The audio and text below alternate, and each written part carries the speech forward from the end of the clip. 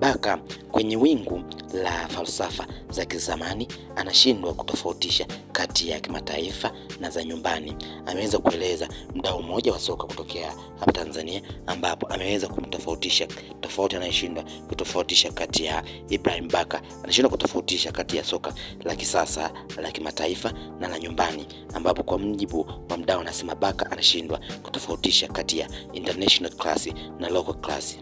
Soka la kisasa limebadilika kwa kiasi kikubwa.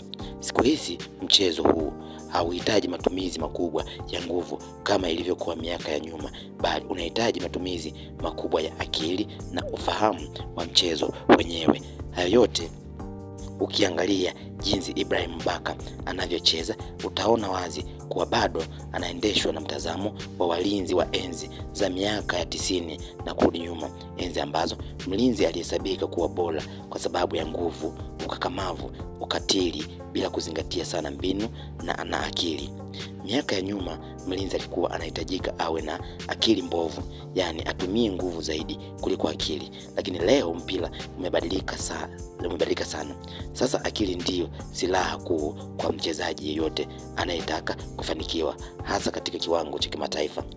Nimekuwa nikimfuatilia Baka katika michezo mbalimbali, hasa ile ambayo anakutana na washambuliaji wanaotumia akili zaidi kuliko nguvu. Kwenye mechi hizo Baka amekuwa akipata changamoto kubwa, na mara kadhaa amejikuta akifanya makosa ya msingi, mengine akiwa na gharama kubwa kwa timu yake. Kwenye michezo ya kimataifa ambako anakutana na washambuliaji wenye kasi, uelewa mkubwa wa mchezo na maamuzi haraka, Baka hujikuta kwenye wakati mgumu.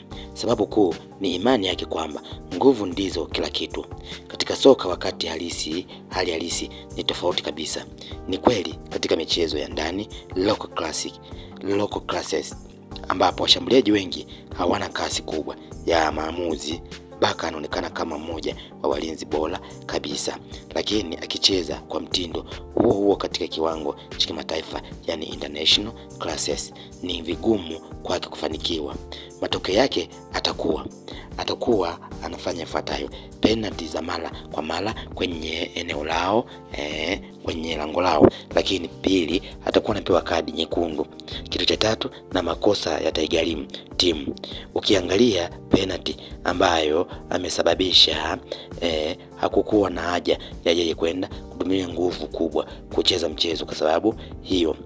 Hapo ndipo tofauti yake na Dickson Job inapojitokeza, huku Dickson anajua kulinda kwa utulivu, kutumia akili badala ya nguvu, na kuanzisha mashambulizi bila kuhatarisha afya ya mpinzani yoyote. Kwa ujumla